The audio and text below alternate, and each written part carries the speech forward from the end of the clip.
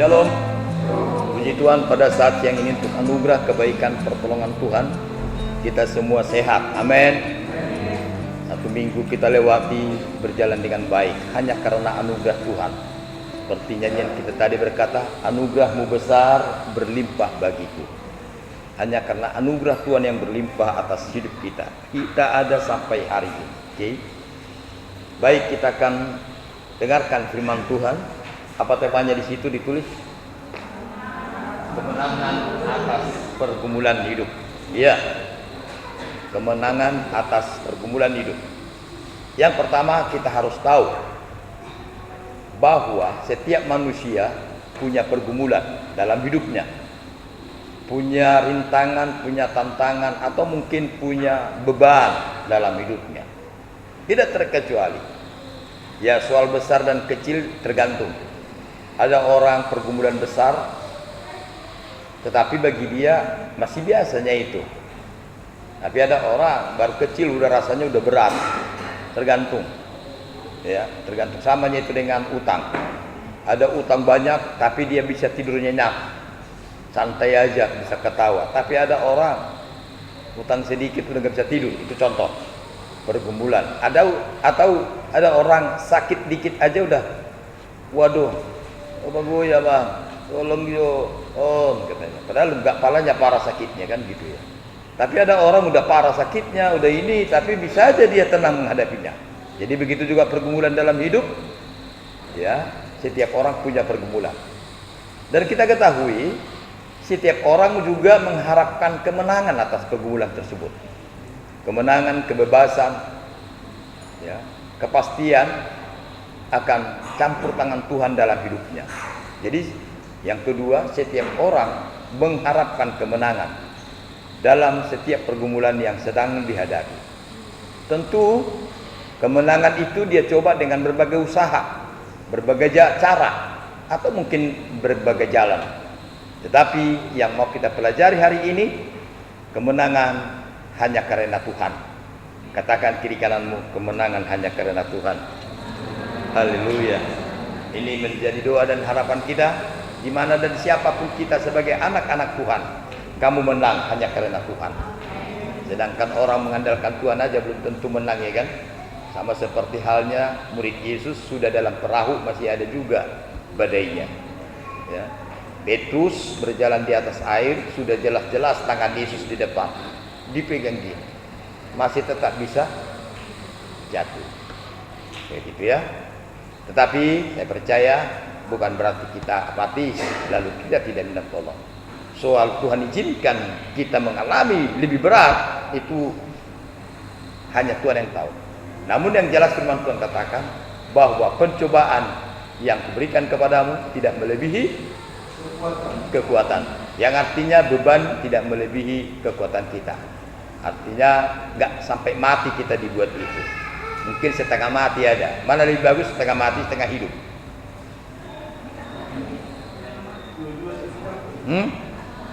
Mana lebih, maksud saya gini, kalau dibilang setengah mati dia, terus yang ibu kedua setengah hidupnya itu katanya, yang mana yang bagus? Hah?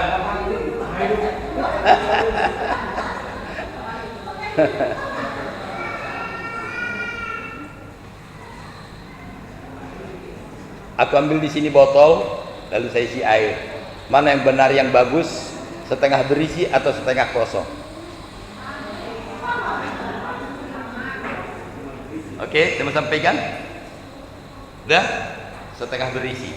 Karena Anda masih menyampaikan yang positif, bukan yang negatif. Amin. Nanti akan saya kaitkan dengan khotbah saya. Jadi berbicaralah yang positif, walaupun masih setengah. Kita lanjutkan. Hari ini mau sampaikan firman Tuhan tentang kemenangan atas pergumulan hidup. Baik, sudah pas. Kita akan lihat, ini diambil dari khotbah yang sudah biasa saya khotbahkan, diambil dari Markus pasal 5 ayat yang ke-25 sampai dengan 34. Markus pasal 5 udah biasa ini saya khotbahkan. Ada kurasa di sini yang sudah sampai 5 kali saya khotbahkan ini, baik di KTN. Tapi malam hari ini, siang ini Ini adalah rahasia tersendiri, atau boleh dikatakan firman ini hari ini datang kepada kita secara khusus. Markus pasal 5 ayat yang ke-25 sampai 34. Yang sudah dapat katakan amin. Baik, kita akan baca bergantian ya. Kita akan baca bergantian. Saya akan baca ayat ganjil, Bapak Ibu bersama-sama ayat genapnya. Ya, bersama-sama ayat genapnya. Tidak belum baca pun. Adalah di situ seorang perempuan yang sudah 12 tahun lamanya menderita pendarahan.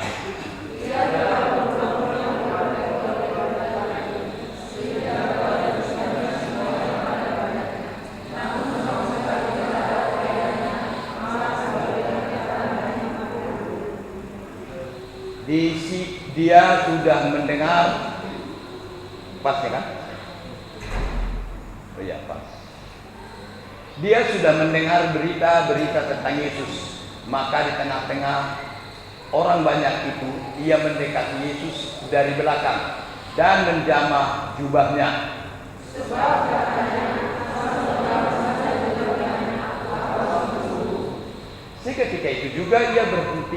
Ketika itu juga berhentilah pendarahannya, dan ia merasa bahwa badannya sudah sembuh dari penyakitnya.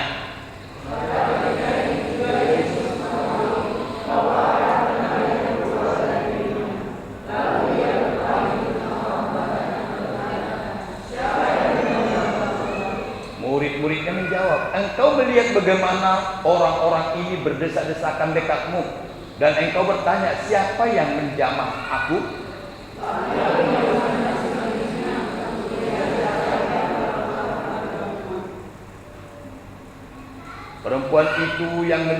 Perempuan itu yang menjadi takut dan gemetar ketika mengetahui apa yang telah terjadi atas dirinya, tampil dan bersyukur di depan Yesus dan dengan tulus memberitahukan segala sesuatu kepadanya.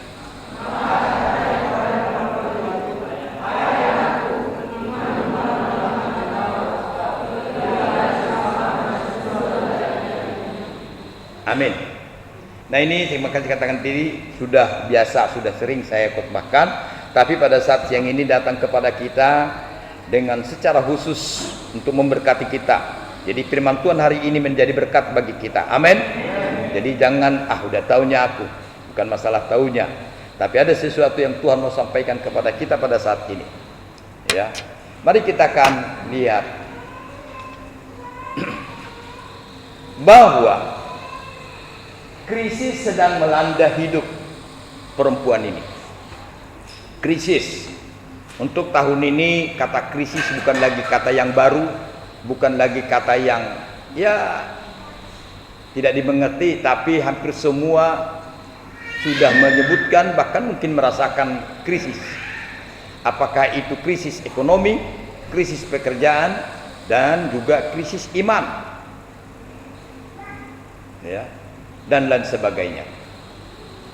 Jadi kita lihat kata krisis berarti mengalami kesukaran, kesulitan, serta pergumulan. Apa yang dialami perempuan ini? Krisis apa sih yang dialami? Kalau ditanya sekarang ini krisis apa yang kita alami? Banyak, ya. Ada yang krisis keuangan, ada yang krisis pekerjaan, ada yang krisis pendidikan, dan lain sebagainya. Tapi yang jelas krisis yang dialami perempuan ini kita perhatikan satu persatu. Satu, perempuan ini telah atau sudah 12 tahun mengalami atau menderita penyakit pendarahan. Ini krisis yang pertama. Mengalami penyakit atau menderita penyakit pendarahan 12 tahun lamanya. Barangkali ini sudah, kalau istilah sekarang, udah bolak-balik transfusi darah, ya, dan lain sebagainya. Mungkin orang bilang bahwa ini udah penyakit kanker, karena sampai 12 tahun nggak sembuh-sembuh, terus. Coba kalau ada luka kita, Ya, jangankan 12 tahun, 2 bulan aja nggak berhenti darahnya. Walaupun kecil netes gitu ya, terus berdarah, waduh, udah bahaya itu. Ya. Ini 12 tahun, Saudara. Tidak disebutkan umur berapa dia. Tapi bisa jadi perempuan ini sampai tidak menikah hanya karena penyakitnya ini. Yang kedua krisisnya adalah telah berulang kali berobat dengan berbagai tabib. Artinya dia coba usaha ke sana kemari dengan berbagai tabib, berbagai dokter, berbagai klinik, berbagai alternatif. Mungkin tulis sekarang berbagai dukun juga dia berobat. Bukan hanya satu tempat, bukan hanya masalah ke Penang atau kemana, tapi berbagai. Jadi tidak ada lagi rumah sakit yang tidak dijalaninya. 12 tahun. Dan apa yang terjadi setelah 12 tahun dengan berbagai tabib? Kita lihat faktanya menghabiskan semua apa yang ada pada dia. Menghabiskan semua yang ada pada dia. Dengan kata lain, keuangannya, barangkali warisannya, hartanya, atau apapun yang pernah dia miliki, habis semua terjual. Jatuh miskin hanya karena penyakit. Ya nggak apa-apalah. Orang bilang begini, "Toh mbak, habis kita waktu asal mah sehat." Kan gitu ya kan? Asal mah sehat. Alana artana sinari doi. Kan gitu kan? Lebih penting kesehatan intinya. Itu orang bilang. Buat apa banyak harta tapi sakit-sakitan? Ya kan? Berobat ke sana kemari, habis ke situ semua yang dicarinya katanya. Jadi biarlah hidup ini sederhana tapi sehat. Siapa yang setuju seperti itu? Hanya beberapa orang, puji Tuhan. Berarti masih banyak yang bisa menjadi orang kaya di sini. Ya kan? Biasa-biasa aja, yang penting sehat. Amin. Ya. Tadi saya lihat semua jemaat kita, bukan saya lihat lagi, faktanya semua jemaat kita sehat. Amin. Sehat. Bahkan gemuk-gemuk. Persis seperti gembala sedikit agak gemuk ya. Inilah kalau saya tanya, kok gemuk ya? Itu efek dari lockdown, aku bilang kan. Ya, efek di rumah saja gitu ya kan. Di rumah saja. Sampai minum kopi atau apapun di rumah saja, tidak kemana-mana lagi. Ya Pak Nabila ya, kita di rumah saja lah, gak usah kemana-mana. Kalau mau rapat pun di rumah saja. Saya harusnya rapat besok jam 10, tapi saya bingung, ada 3 yang harus saya ikuti.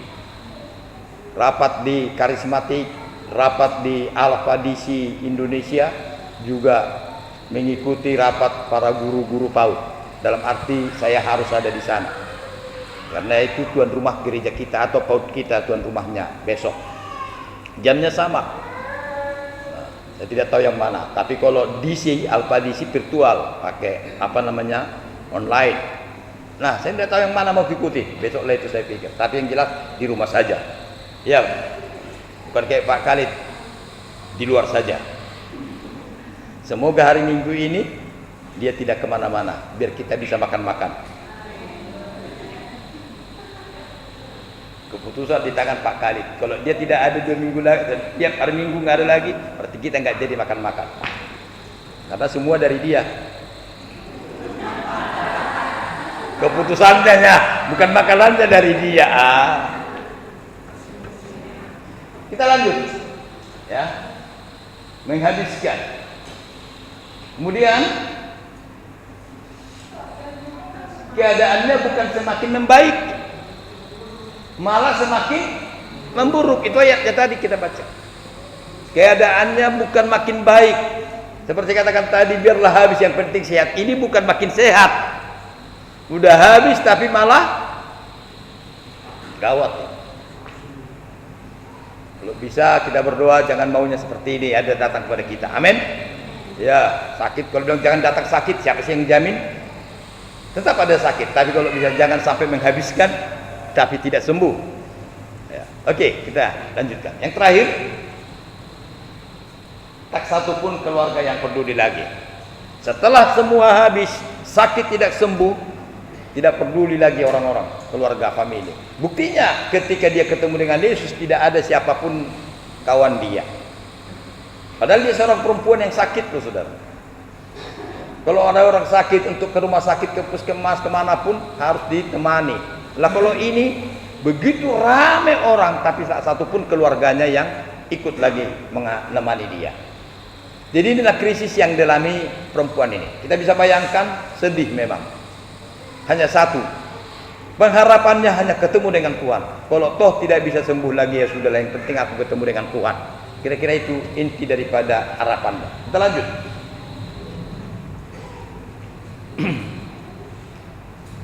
Ada 5 langkah yang harus kita pelajari menang atas pergumulan hidup. Dari cerita perempuan yang pendarahan 12 tahun ini, ada 5 langkah atau 5 hal yang perlu kita pelajari. Kiranya 5 hal ini juga menjadi kunci sukses dan menangnya kita dalam pergumulan, dalam krisis masa Covid atau pandemi ini. Ya, saya ulangi. 5 hal ini kiranya menjadi pelajaran bagi kita. 5 pelajaran, 5 hal penting yang kamu harus lakukan dalam menghadapi situasi seperti sekarang ini. Apakah itu? Kita lihat yang pertama. Apa? Ucapkan firman Tuhan dan perkataan positif. Itu yang saya katakan tadi. Mana lebih enak mengungkapkan, lebih bagus ungkapan setengah botol ini ya, setengah kosong atau setengah berisi, ya kan? Kalau kata kosong yang terdengar orang lain kata kosongnya, apa yang bisa dimakan, apa yang bisa diminum dengan kata kosong. Tapi berisinya masih ada harapan, walaupun setengah. Kita lanjut. Kenapa saya katakan begini? Perempuan ini lewat perkataannya, lewat lidahnya ada sesuatu yang Tuhan mau sampaikan. Kita oke, saya harus tunjukkan ayatnya dulu. Boleh ya? Ayat asal kujama saja. Saya lipat tunjukkan ayatnya dulu. Ayat berapa itu? Asal kujama saja. Ayat yang ke-28. Ayat 28-nya saya baca begini. Sebab kata siapa? Kata perempuan ini. Kata perempuan ini, asal kujama saja jubahnya, aku akan sembuh. Nah, kira-kira menurut saudara, apa menurut kita kehidupan sehari-hari, ungkapan apa yang cocok dikatakan perempuan ini? 12 tahun sakit, dah berobat ke sana kemari, tidak sembuh, malah semakin memburuk. Seharusnya kata-kata apa kalau untuk sekarang ini? Harusnya bilang apa dia? Ya sudahlah, tong nama komate. Iya kan? Bahasa-bahasa yang putus asa. Oh Tuhan, atau maju, wow. Apalagi kalau orang Samosi, oh kita mau bigu asal bulu saya katanya. Satu bigu dia saat. Mungkin juga dua saudaranya juga gitu ya kan. Tuhan kami serahkan dia, apapun terjadi, apapun penghalangnya Tuhan angkatlah dia gitu ya kan. Udah dua begitu, 12 tahun, udah habis semua. Napa sikor-sikor namanya mati namanya. Jadi perempuan ini pun sebenarnya 12 tahun nggak ada lagi gitu loh harapan kata-kata apa-apa. Mungkin orang bilang gini, "Pemalang yang tabui mati namanya." Ya kamu masih panganon nak. Kalau perempuan gini ya belum nikah, belum kasih panganon ya. Yang udah tua aja ya dikasih panganon, udah perpahopu. Kayak ini contohnya aja. Jadi kita lihat di sini perempuan ini ternyata bukan kata-kata yang putus asa, bukan kata-kata negatif yang terucap dari mulutnya, tapi kata-kata positif dengan berkata, asal kujama saja jubahnya aku akan sembuh. Rumus dari mana dia dapat ini? Jaminan dari mana dia dapat ini? Siapa yang mengajari ini? Hanya karena ada dalam hati yang berkata, asal ku jamah saja. Ada perkataan positif. Jadi perlu kita sebagai anak Tuhan, di situasi yang sukar kita hadapi, perkatakanlah perkataan yang positif. Karena apa yang kita ucapkan itu akan menentukan keadaan kita. Kita lanjut. Amsal pasal 18 ayat 21. Amsal 18 ayat 21. Mari kita baca bersama-sama. 3, 2 ya. Hidup dan mati dikuasai lidah. Siapa suka menggemakannya akan memakan buahnya. Hidup dan mati dikuasai lidah. Siapa yang suka menggemakan, mengatakannya, maka dia akan menikmati buah dari perkataannya. Ya, buah perkataannya. Jadi kita lihat di sini ada sebuah statement dari Tuhan yang berkata, hidup dan matimu ditentukan oleh lidahmu. Oleh sebab itu kita mau belajar. Menang atau kalah ditentukan perkataan kita. Saudara, kalau kita lihat menjelang pilkada, 5 calon bupati semua berkata, kita pasti menang, kita pasti menang. Semua berkata pasti menang. Pertanyaan, apakah mereka ditentukan oleh perkataannya? Yang 5 ini ditentukan oleh siapa yang memilih tentunya. Tapi di hadapan Tuhan, kita sebagai anak Tuhan, hidup atau mati ditentukan oleh perkataan kita. Jaga perkataanmu, sampai keadaanmu pun ditentukan perkataanmu. Roma pasal 10 ayat yang ke-8. Roma pasal 10 ayat yang ke-8. Cepat-cepat karena saya banyak ayat untuk kali ini. Roma pasal 10 ayat yang ke-8. Mari kita baca. Bagi saudara yang sudah dapat tentu, yang belum dapat lihat saja ke layar. 3, 2 ya. Tetapi apakah katanya? Ini firman itu dekat kepadamu, yakni di dalam mulutmu dan di dalam hatimu. Itulah firman iman yang kami beritakan. Firman itu ada di dalam mulutmu, di dalam hatimu. Masih ingat? Pada mulanya adalah firman, dan oleh firman itu semua jadi. Pada mulanya adalah Allah. Allah menciptakan segala sesuatu. Jadi kalau firman ada di mulut kita, firman ada di dalam hati kita, maka firman itulah melakukan sesuai dengan apa yang terucap di mulut kita. Amin. Ini firman Tuhan.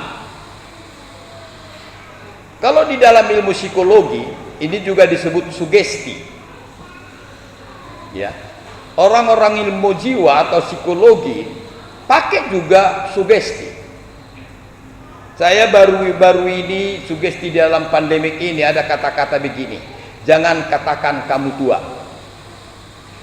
Jadi ketika kamu gimana lah, kami ini sudah tua gitu ya kan, kami ini sudah tua. Ketika kamu ungkapkan itu, maka kata tua tersimpan di memorimu dan semua organ tubuhmu akan mengatakan amin, kita sudah tua. Kemudian apa lagi? Semua semangat dan ambisimu berkata amin, gak usah lagi dah, kita sudah tua.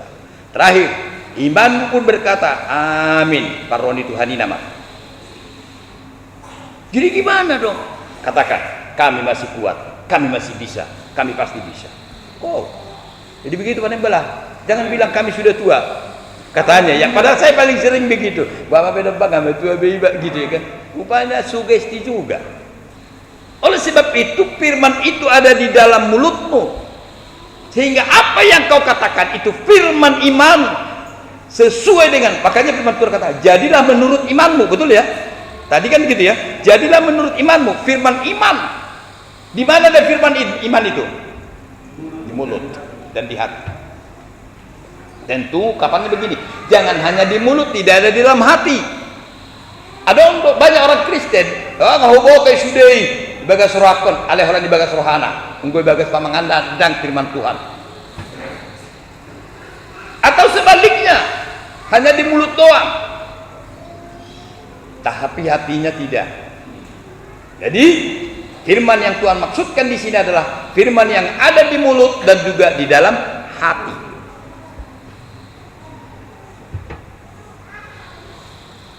Dari perempuan ini sederhana sekali, nggak pala panjang yang pala dia tahu, tetapi perkataannya perkataan positif.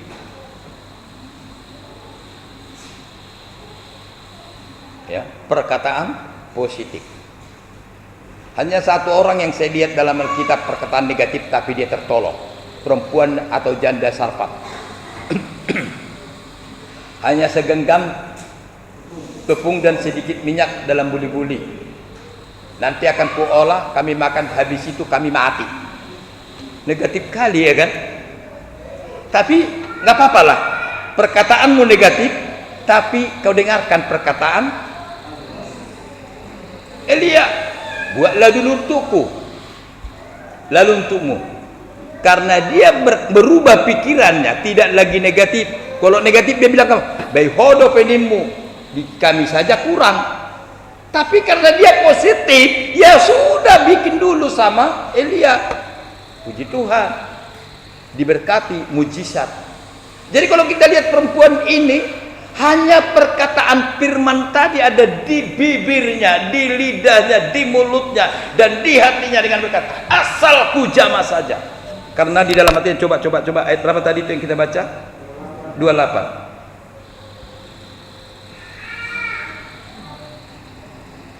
Ya, sebab katanya asal ku jamah saja jubahnya, aku akan sembuh. Jadi di perkataannya, di hatinya ada kata-kata firman, ada kata-kata positif. Kita lanjutkan. Dimanapun kita berada, ucapkanlah perkataan yang memberkati hidup kita dan orang lain. Jadi di rumah, di pekerjaan, ungkapkanlah perkataan yang positif dan memberkati. Jadi ada masih kata-kata harapan. Baik, kita lanjut ya, ini contohnya aja tadi. Kemudian berhentilah mengucapkan perkataan negatif, apalagi perkataan yang melemahkan. Dia lakukan toko seroaho. Masa dibilang sama perempuan, mana laku kau pula jelek kali katanya. Terus putus asa dia. Mana laku kau, tak ada sekolahmu. Terus dijengkali yang nggak ada sekolah itu ya kan. Padahal kita ingat 3 gadis yang cantik sedang berurupa. Yang cantik berapa harganya? 2 lembu. Yang sedang 2 kambing. Yang jelek 2 ayam. Udahlah, asal lalaku boruku ini sinawoknya hola 2 ekor pemanu kulemak katanya. Tapi puji Tuhan, Tuhan sanggup membuatnya 2 ekor lembu. Amin. Tuhan sanggup. Cantik kali dia karena sudah dibawa ke kota untuk di make up. Rupanya lebih cantik daripada. Bisa apa sih yang nggak bisa buat Tuhan? Amin. Apa yang nggak bisa buat Tuhan? Air aja bisa menjadi anggur. Airnya mending kayak dimasak dulu, disuling atau diapain, difermentasi misalnya. Ini enggak, timbai-timbai dari sumur ini. Air nata atau suri. Mending air aqua zaman sekarang kan ada ya, isi ulang. Ini enggak, timbai. Bagi membayangkan ditimbai saja udah sakit perut dia, membayangkan belum diminum. Dari mana yang diambil? Buyung, tempayan tempat cuci kaki.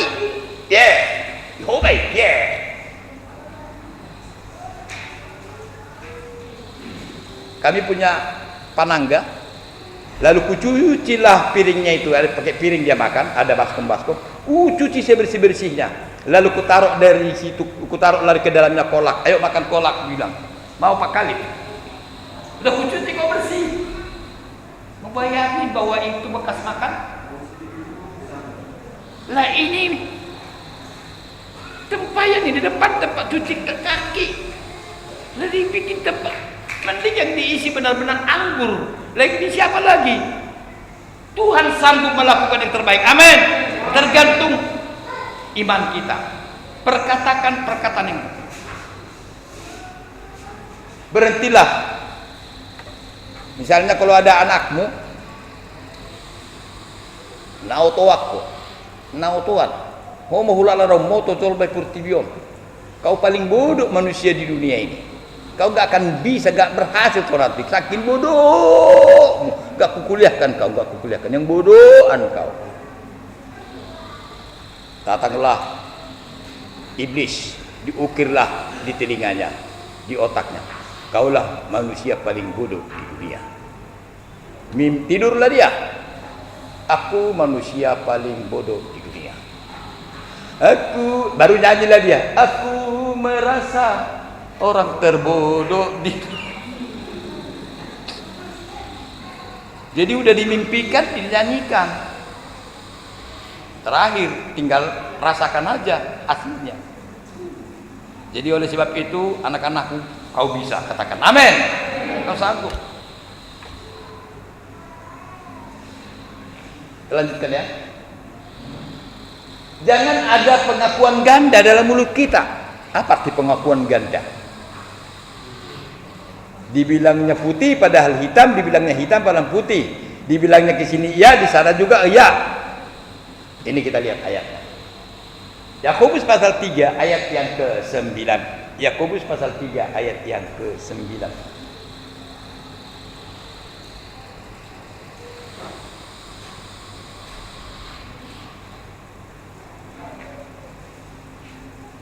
Jawab?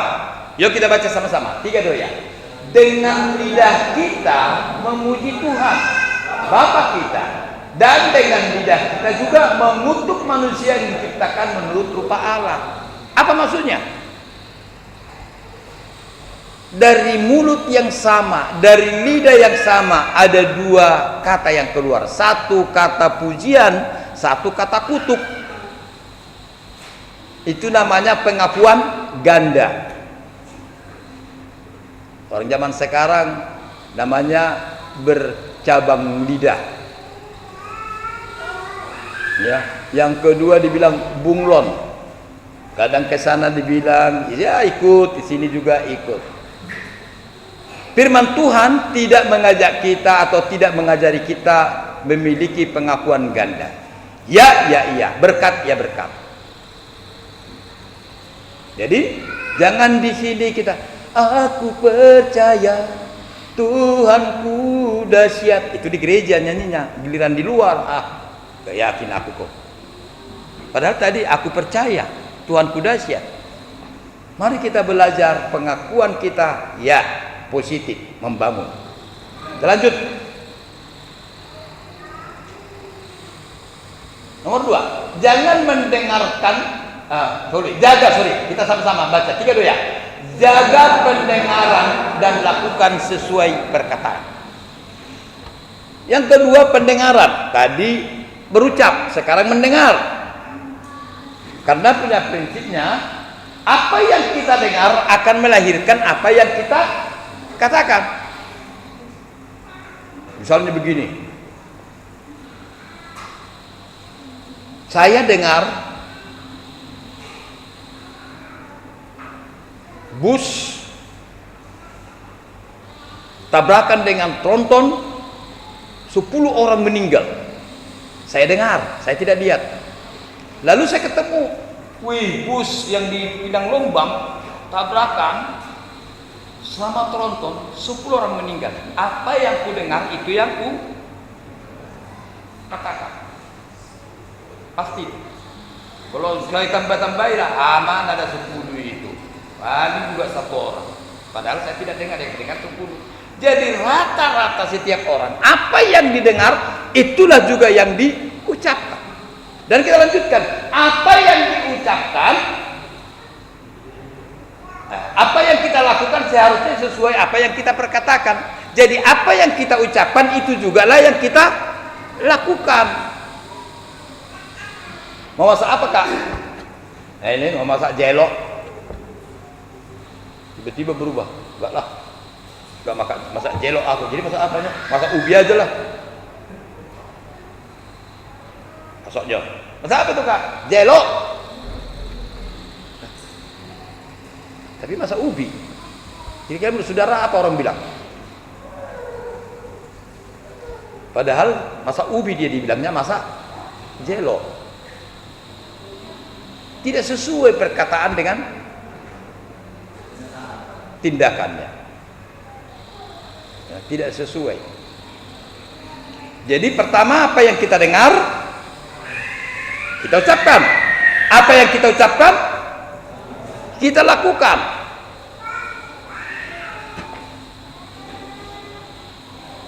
Ayat 27. Apa rupanya yang didengar perempuan ini? Apa yang didengar? Kita baca 27 dari Markus pasal 5. 3, 2 ya. Dia sudah mendengar berita tentang Yesus. Maka di tengah-tengah orang banyak itu ia mendengar Yesus dari belakang dan menjama jubahnya. Dia sudah mendengar berita tentang Yesus. Kenapa perempuan itu sampai muncul di dalam hatinya? Asal kujama saja, itu dalam hati ya. Lalu perbuatannya, dia datang mendekati Yesus dari belakang dan dia jamah ujung jubahnya. Kenapa sampai perempuan itu mau menjamah? Karena di dalam hatinya perkataannya berkata asal. Lah pertanyaan, kenapa ada dalam hatimu perkataanmu asal kujama saja aku akan sembuh? Karena sudah mendengar berita tentang Yesus. Lah kalau yang kau dengarkan berita dari dukun, yang kau lakukan juga apa kata dukun?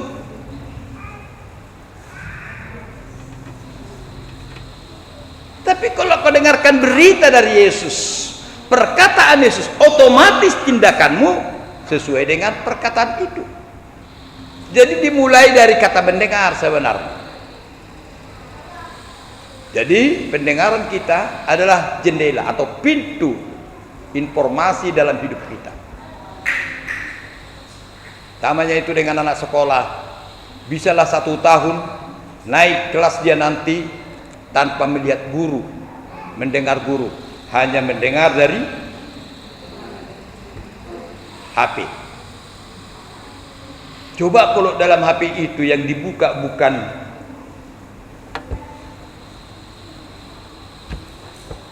jadi kita lihat di sini, perempuan itu bisa punya prinsip sikap positif asal kujama saja. Sebenarnya itu bukan otomatis timbul dalam hati. Karena apa? Dia mendengar. Tidak bisa otomatis kau bisa berdoa, tidak bisa berkatakan aku sanggup, tidak bisa otomatis kecuali kau dengar dulu firman Tuhan. Jadi kuncinya kau dengar dulu firman Tuhan, kau dengar dulu perkataan Tuhan, kau dengar dulu firman Tuhan. Firman Tuhan kau dengar, simpan, baru perkatakan, kemudian lakukan. Dia mengambil tindakan sesuai yang dia dengar. Ya, dia mengambil tindakan atau dia bertindak seperti apa yang didengar. Kemudian apa lagi? Dia mendengar Yesus, maka ia menaruh harapannya kepada Yesus. Ulangi, dia mendengar tentang Yesus, maka menaruh harapannya kepada Yesus. Lalu kalau dia mendengar iblis, setan, perdukunan atau apapun, maka harapannya ke sana. Maka jangan kamu mau mendengar hal-hal yang menakutkan, karena itu membuat harapanmu menakutkan. Kita lanjut. Ketika, perhatikan ya, ketika dia coba mendengar dan bersandar kepada yang lain, apa yang terjadi? Apa yang lain tadi rupanya? Kepada berbagai tabib, betul ya? Dia telah mencoba berobat kepada berbagai tabib. Dia coba mendengar, wah kata dokter ini obat seperti apa? Darah tinggi. Saya kira dalam hidup ini obat darah tinggi lah paling banyak. Asal kamu darah tinggi, Allah maju. Apa itu? Bawang putih, makan sampai 2. Coba daun seledri, blender. Coba daun ini, semua namanya daun-daun kecuali daun jendela. Kalau sempat dibilang daun jendela, habis jendela gereja dipotongi. Untuk apa itu Pak? Obat darah tinggi. Daripada gak pernah dibuka daun jendela kita ini, jadi bagus bikin obat.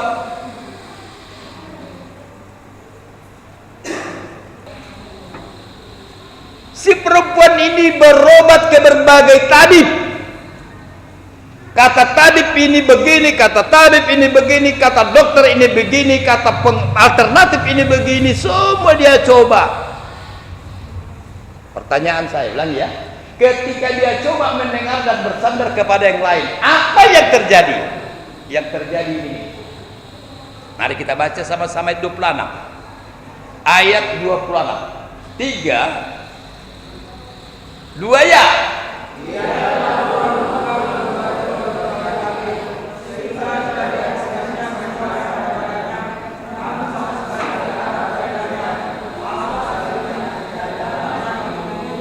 Karena terlalu banyak gurunya, habis hartanya, bukan makin baik tapi makin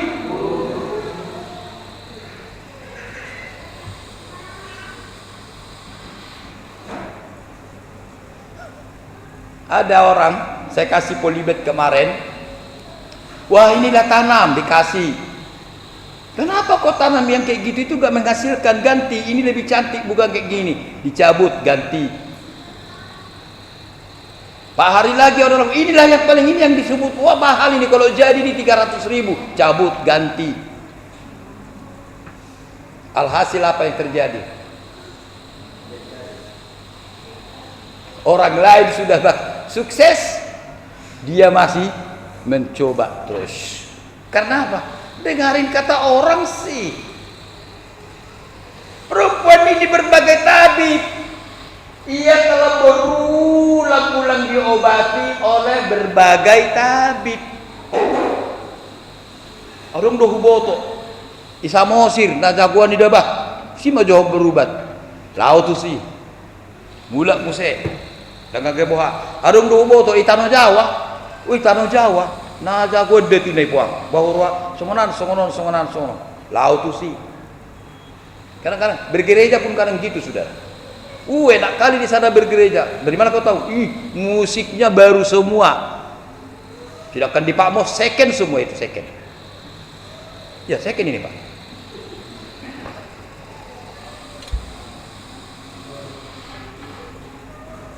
Pikir lagi. Di sana apa? Lebih dingin AC-nya. Di Pak Mos mah nggak pala dingin. Apalagi? Di sana semua dia coba.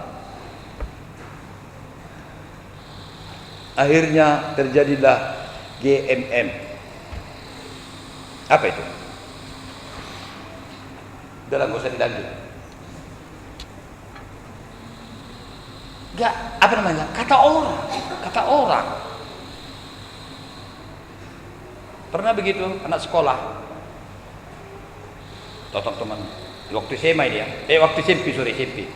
Wih, kita SMA di Rantau Perapat aja ya, SMA 2, bagus loh SMA 2, banyak yang lulus ke situ ke USU katanya. Oh iya, datang teman, enggak, yang enak di Semenek langsung kerja kamu nanti, gak usah kuliah bisa kerja. Gak bisa, enggak, kalau mau kamu SMK 2, SMK berapa? SMK 2 yang di sana ya. Apa itu? Kalau perempuan bagian apa?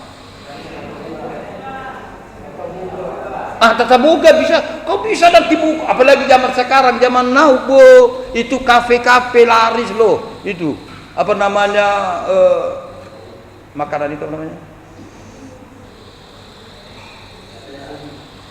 Ya, saya suka jalan-jalan cari makanan, apa namanya? Kuliner. Zaman sekarang dicari kuliner. Buktinya di masa pandemi banyak kali kok kafe atau kedai kopi buka. Jadi lebih bagus kau SMK 2 tetap buka. Iya ya, iyalah bisa. Oh enggak, kamu lebih bagus. Bingung. Akhirnya satu terlambat daftar karena bingung kan? Bingung mau daftar sini mau sini, bingung. Akhirnya manapun sudah terlambat, nggak ada yang masuk. Jadi kita lihat di sini, dia banyak sekali tabib yang menyembuhkan dan mengobati, nasihat-nasihat alternatif. Ternyata satu pun tidak ada yang menyembuhkan, malah semakin buruk.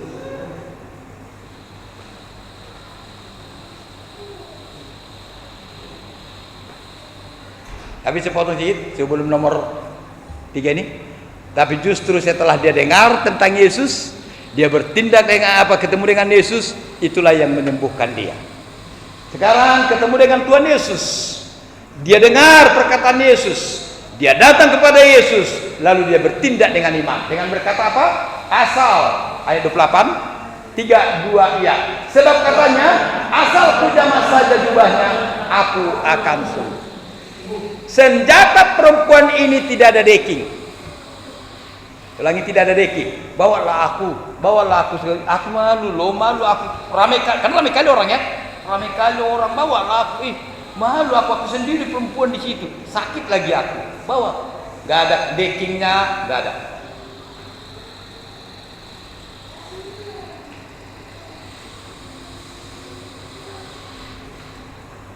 Dia hanya punya iman. Kau datang pada Tuhan hanya punya iman.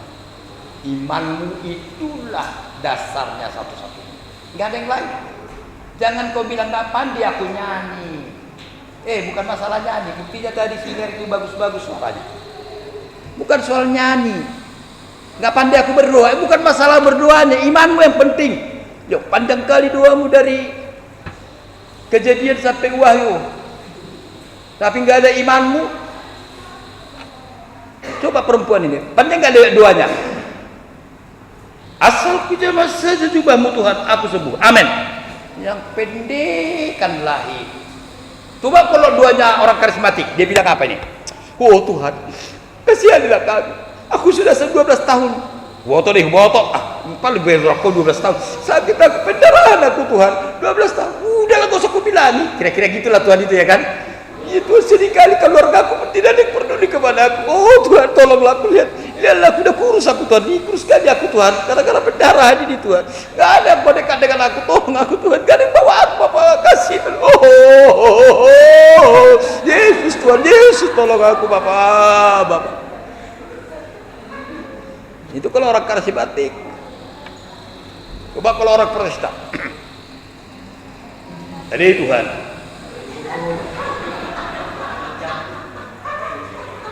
tatap hanya pasu-pasu ubek dahwan lagi dok tangan dia ke dokter. Oh lihat digincang nih salhut sesa dosanan nengga di bangabati asidot tolong niroham nenek pasal mau lihat sama dia. Amin.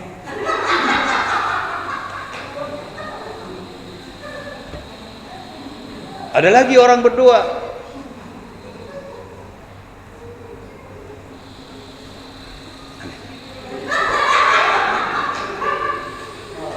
Ibu atau Tuhan ini dari bagai serwaki.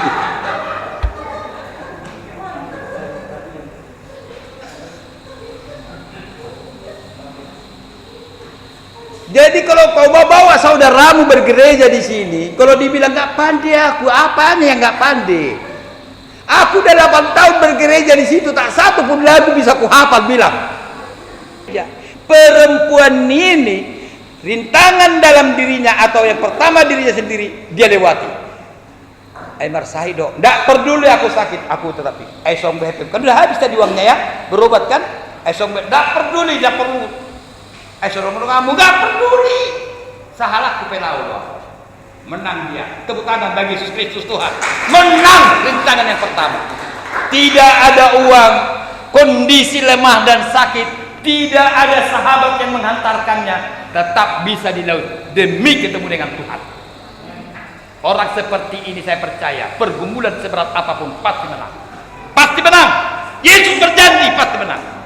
Tapi kalau hal kecil aja tidak bisa kau lewati, rantangan kecil aja tidak bisa kau lalui, bagaimana kita mau menang? Sekarang nomor 5 terakhir. Takut, gemetar, dan tersungkur di depan Yesus. Setelah perempuan ini sembuh, apa yang terjadi? Mari kita baca ayatnya, ayat 33. Ayat 33.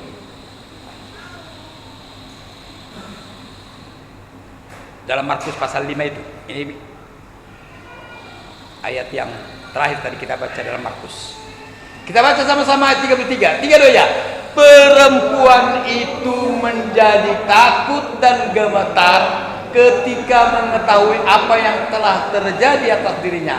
Tampil dan tersungkur di depan Yesus, dan dengan tulus ia memberitahukan segala sesuatu kepadanya atau kepada Yesus. Apa yang terjadi? Setelah dia sembuh, dia berkata, "Salku jamah saja banyak pun sembuh dan betul sembuh." Yesus bertanya, siapa yang benar? Maka yang ada di hati perempuan itu pertama menjadi takut. Takut di situ lang gabi mabiar pamate daw. Takut, hormat, gemetar. Terakhir, tampil dan tersungkur di depan Yesus.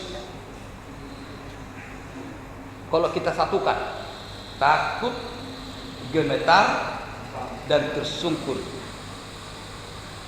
di depan Yesus. Simpulkan, satukan apa yang dimaksud dengan kata-kata. Ulangi, takut, gemetar, tersungkur di depan Yesus. Kata terakhirnya disatukan ayat ini adalah sujud menyembah. Dengan kata lain, setelah menerima pertolongan, setelah sembuh sakitnya, dan langsung mabait esek-esek, pesta, ucapan syukur, enggak. Yang dilakukan apa? Di depan mata Yesus buka kehidupan. Dia tersungkur di kaki Yesus. Mudah-mudahan dengan Tuhan. Makasih sampai sembuh. Kalau kau ingat banyaknya waktu yang harus berobat dan dokter sudah banyak sudah. Aku kecewa, berharap kepada tersebut. Tapi hari ini, mulai hari ini, aku akan sujud menyembah kepada. Amin. Artinya apa? Ketika kita menerima pertolongan, jangan lupa tersungkur kau di depan Yesus. Ya, perempuan yang pendarahan ini, dia bernyanyi bagi Tuhan, bermazmur bagi Tuhan. Saya khawatir perempuan ini kelak akan menjadi, kalau ada di sini, dia menjadi pemimpin pujian nanti. Karena apa? Dia bersyukur sekali. Jadi pemimpin pujian dan singer di sini bukan karena suaranya bagus, tapi karena rasa bersyukur kepada Tuhan. Setiap orang yang melayani di sini bukan karena hebat, tapi karena sebagai balasan. Hanya ini Tuhan persembahanku, segenap hidupku pakailah Tuhan, sebab tak kumiliki harta dan kekayaan. Artinya apa? Kita dipakai Tuhan, mempersembahkan hidup kita untuk dipakai Tuhan sebagai rasa syukur kita karena pertolongannya, berkatnya atas hidup kita. Amin. Masih kenal sama orang ini?